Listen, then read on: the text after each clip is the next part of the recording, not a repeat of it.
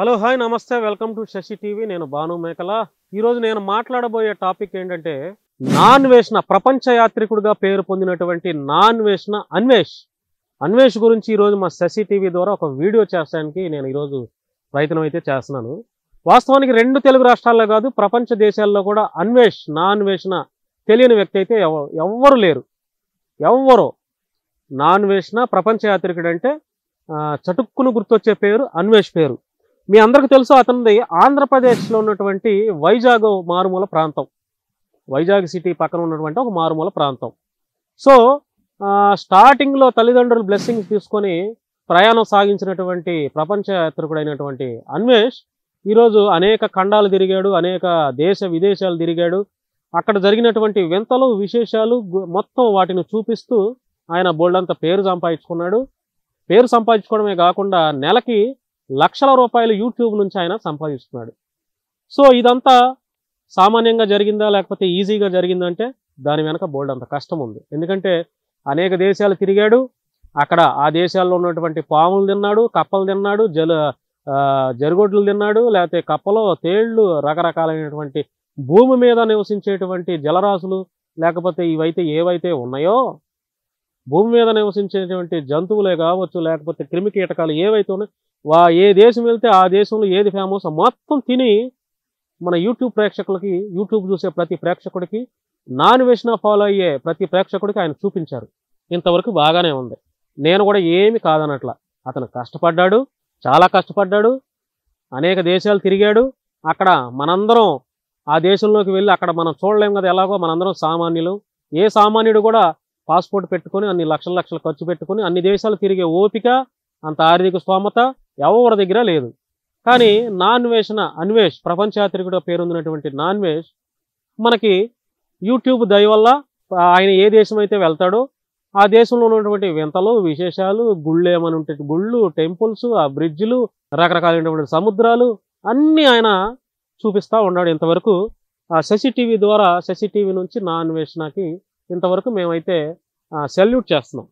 ఇకపోతే ఇక్కడే అసలైనటువంటి విషయం నేను మా శశి టీవీ ద్వారా తెలియజేయాలనుకుంటున్నాను. ఇప్పుడు భారత రాజ్యాంగం ఆర్టికల్ 19(1) ప్రకారం ఈ భారతదేశంలో నివసించే ప్రతి పౌరుడికి వాక్ స్వాతంత్రం, మాట్లాడే స్వేచ్ఛ, భావ ప్రకటన స్వేచ్ఛ హక్కు ఇచ్చింది. అది అందరికీ ఈ భారతదేశంలో చిన్నోడి దగ్గర నుంచి పెద్దోడి దాకా ఆర్టికల్ 19(1) భారత రాజ్యాంగం ప్రకారం ప్రతి పౌరుడు కూడా తన వాక్ స్వాతంత్రం, తను ఏదైతే చెప్పాలనుకుంటున్నాడో, ఏదైతే మాట్లాడాలనుకుంటున్నాడో అది మాట్లాడవచ్చు, అదేం నేరం కాదు. అలా అని ఏది పడితే అది మాట్లాడితే సమాజం ఊరుకుంటుందా, ఒప్పుకుంటుందా అంటే అది కూడా కరెక్ట్ కాదు. ఎందుకు చెప్తున్నానంటే శశి టీవీ ద్వారా ఇప్పటి వరకు నాన్ వేషణ మీద ఎటువంటి తప్పుడు అభిప్రాయాలు ప్రజలకు లేవు. కానీ ఈ మధ్య అతను కులాల గురించి, మతాల గురించి, సాంప్రదాయాల గురించి మాట్లాడుతున్నాడు. ఒక కులాన్ని తక్కువ చేస్తూ ఇంకో కులాన్ని హైప్ చేస్తూ మాట్లాడుతున్నాడు. మరి ఆ కులం వాళ్ళు ఎవరైనా మాట్లాడితే ఆ కులం మంచిదంటున్నాడు. అంటే కులాల మతాల గురించి ఎందుకు, సెన్సిబుల్ ఇష్యూస్ కదా ఇవన్నీ. ఈ భారతదేశంలో ముస్లింలు, క్రైస్తవులు, హిందువులు, ఈ సెక్యులర్ దేశం, అందరికీ హక్కు ఉంది. ఎవరి దేవుళ్ళను వాళ్ళు పూజిస్తారు, ఎవరి దేవుళ్ళు వాళ్ళకి గొప్ప. నువ్వేదో ప్రపంచ దేశాలు తిరుగుతా మంచి చెడు అన్నీ చూపిస్తున్నావు, ₹1 సంపాదించుకుంటున్నావు, నీకు ఇవన్నీ చేసుకోక కులాల గురించి మతాల గురించి నీకెందుకు అన్వేష్ ప్రపంచ యాత్రికుడా? నీకెందుకు చెప్పు? నువ్వు కులాల మధ్య మతాల మధ్య గొడవలు పెట్టి మనుషులు కొట్టుకొని సావండ్రా అని శాంతి భద్రతలకు విఘాతం కలిగించేలా వ్యాఖ్యలు ఉన్నాయి. ఎందుకు నువ్వు ఇట్లా బిహేవ్ చేస్తున్నావు?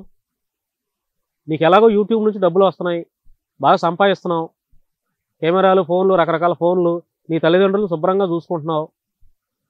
అక్కడ ఊళ్ళో ఏదైనా ఆస్తులు ఉంటే వెనకేసుకుంటున్నావేమో.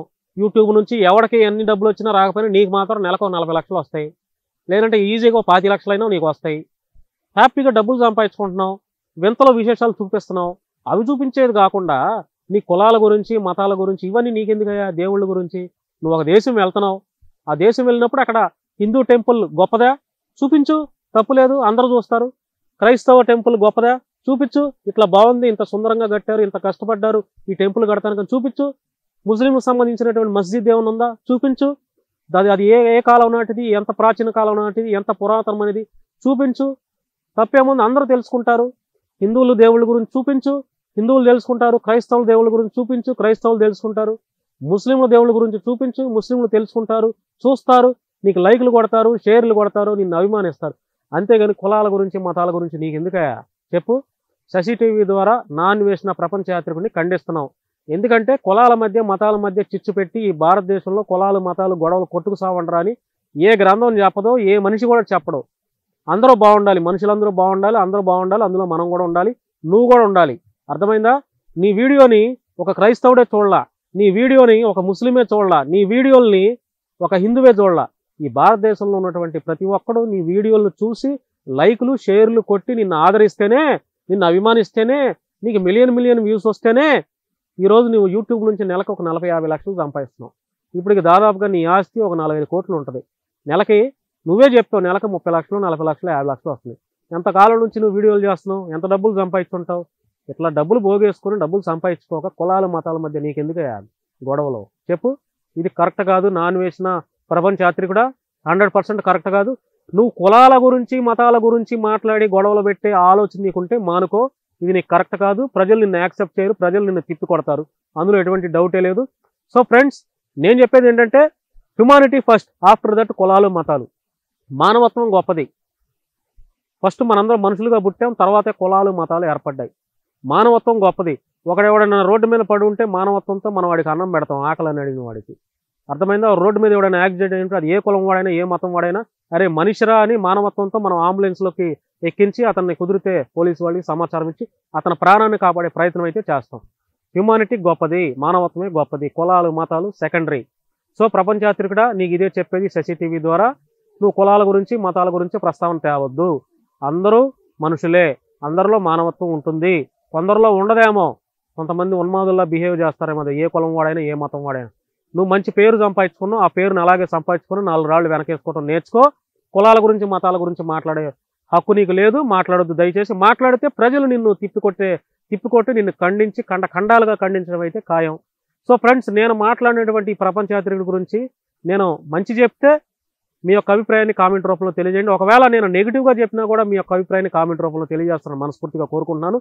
చూస్తూనే ఉండండి శశి టీవీ. నేను భాను మేకల.